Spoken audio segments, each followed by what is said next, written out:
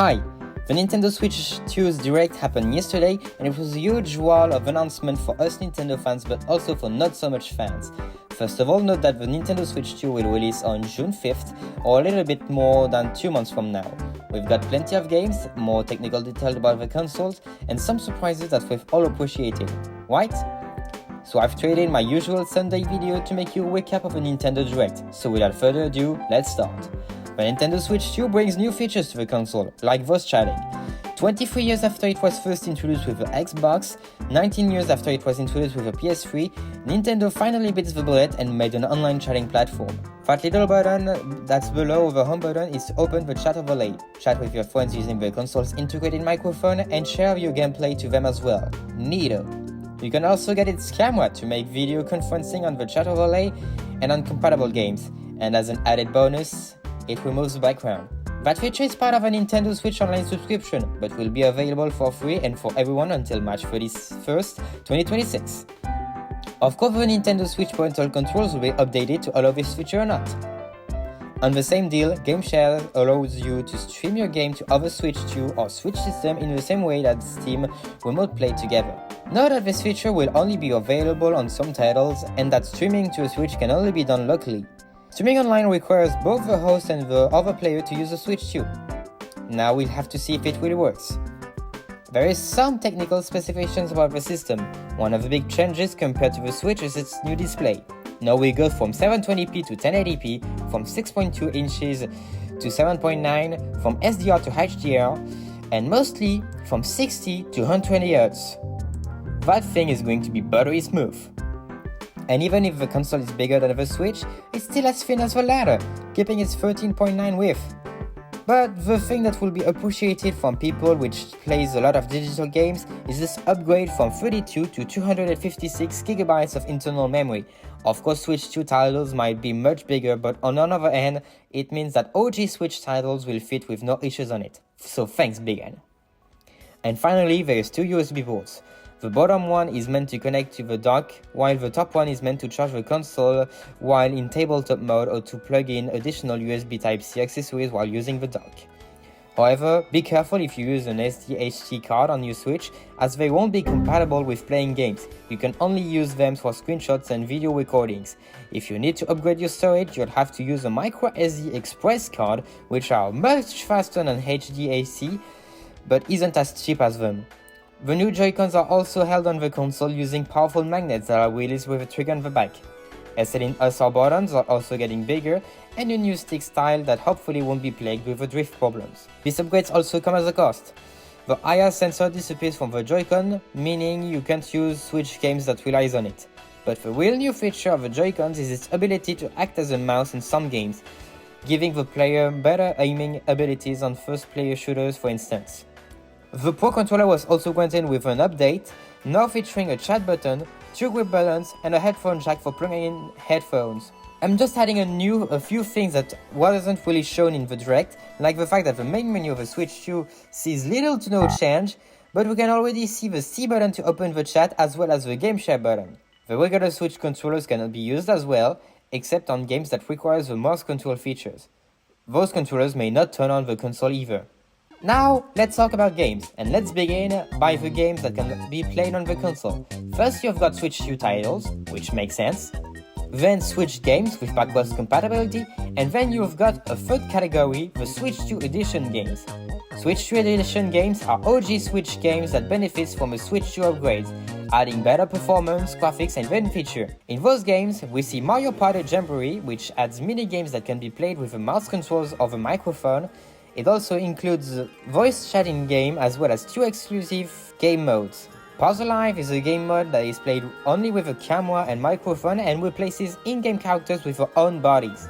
The Carnival Coaster, on the other hand, is a shooter that uses the mouse controller only where you need to shoot down the most enemies. Zelda Breath of the Wild and Tears of the Kingdom also sees a Switch 2 edition release. Those games will be compatible with HDR and will be playable at up to 120 frames per second. Nintendo is indeed trying to grab the attention of hardcore gamers by putting power in their hands.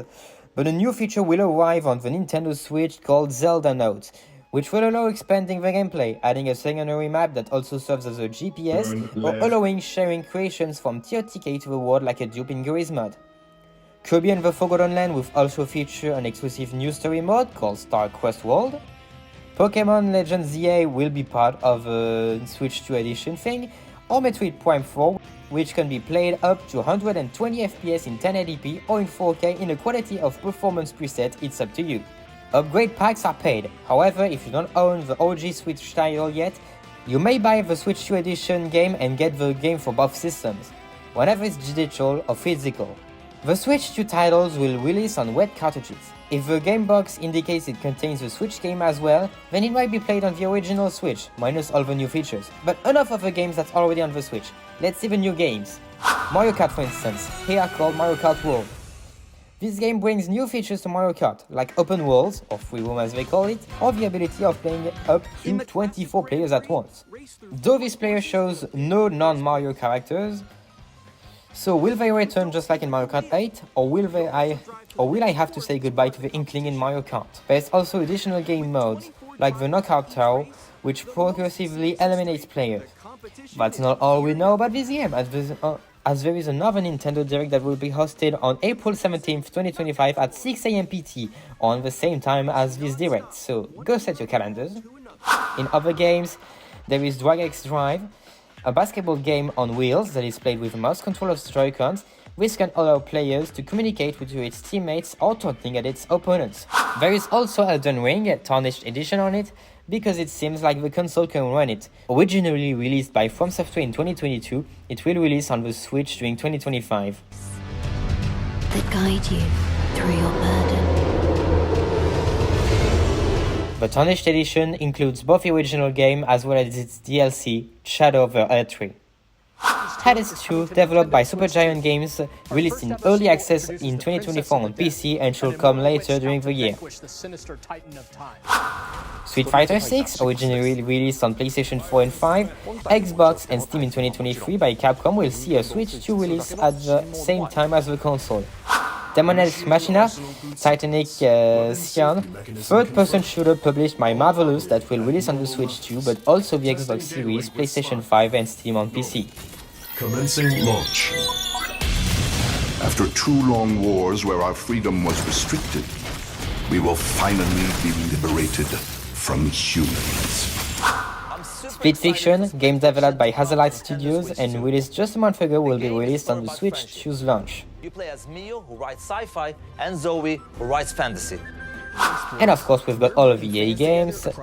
Makes sense. Hogwarts Legacy, developed by Avalanche Software and released in 2023, will also be going to a Switch 2 on its launch. Just like Hitman World of Assassination, Signature Edition, developed by IO Interactive. Formerly known as Hitman 3, that was already playable on the Switch but only via the cloud, this title releasing alongside the Switch 2 should be playable straight from the middle. Each mission progresses will vary depending on the player's imagination. IO Interactive also announced their next Switch 2 release, Project 007, which will come out at a later date. Tony Hawk's Pro Skater 3 and 4 from Iron Galaxy. This title is set to release on July 11th, 2025. Bravely Default Flying Fairy from Square Enix is set to release on launch day, as well as Yakuza 0 Director's Cut, game from Sega, featuring French, Italian, German and Spanish texts, while the original version was only playable in English. Hyrule Warriors Age of Imprisonment is a game co-developed by Koei Tecmo Games and Studio and is set before the events of Zelda Tears of the Kingdom. It is set to release later during the winter.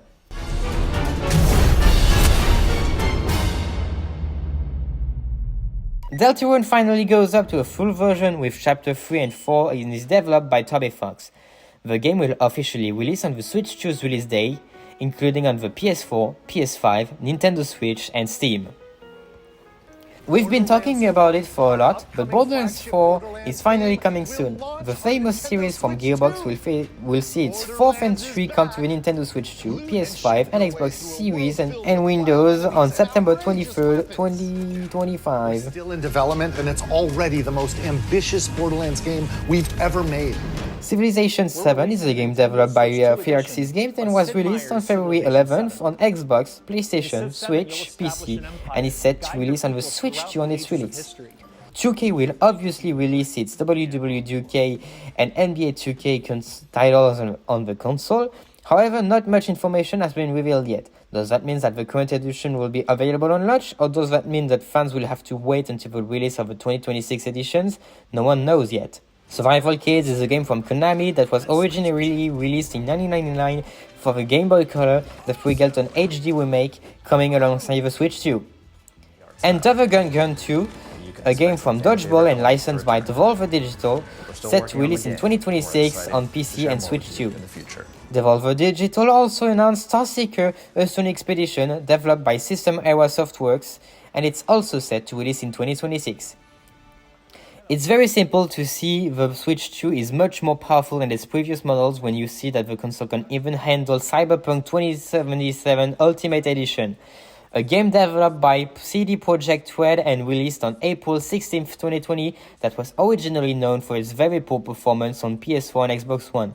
Seeing it released on the Switch 2 makes us think that the game was either sufficiently optimized for the system or that the console was significantly more powerful.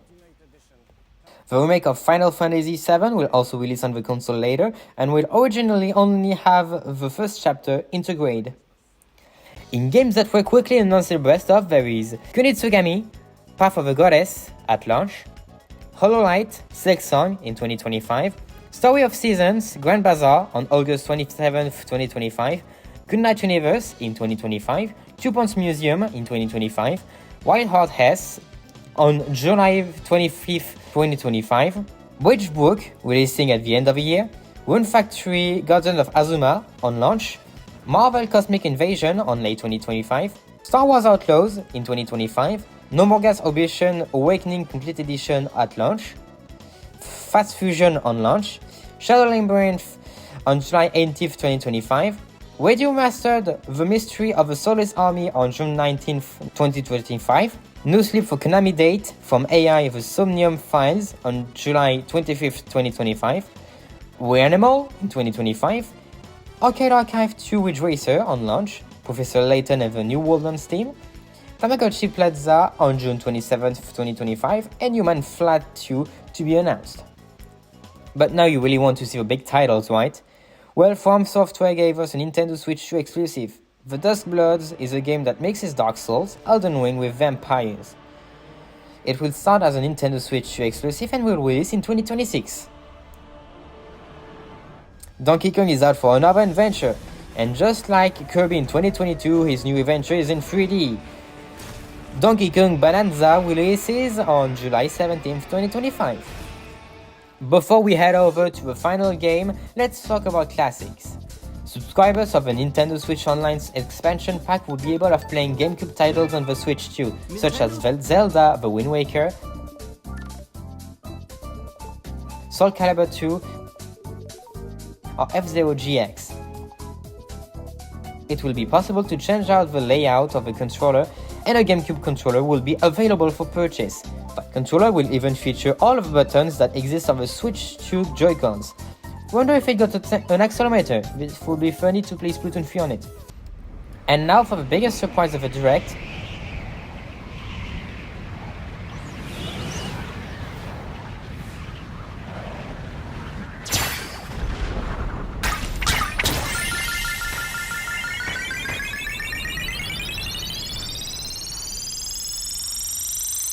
We got a new Kirby. And just not any Kirby. A successor to Kirby Air Ride, simply named the Kirby Air Riders. And for an even bigger surprise, Masahiro Sakurai is the director of the game for the first time since 1996, which was even more surprising to anyone who watched the event. And that's all from the Nintendo Switch 2's Direct. As a reminder, the console comes out on June 5th in two versions, even a standalone version or bundled with a digital copy of Mario Kart World. Though the Nintendo Switch 2 is slightly more expensive than the Nintendo Switch, starting at $449 for the standalone version or $499 for the Mario Kart World version. Knowing that, will you still buy the Nintendo Switch 2? Let me know in the comments or in my poll. Of course, I will be unboxing the Nintendo Switch 2 on its release date. So if you're interested into that, consider subscribing to the channel. Thanks everyone for watching, and I'll catch you back on the next video. Thanks so much, and mate, au revoir.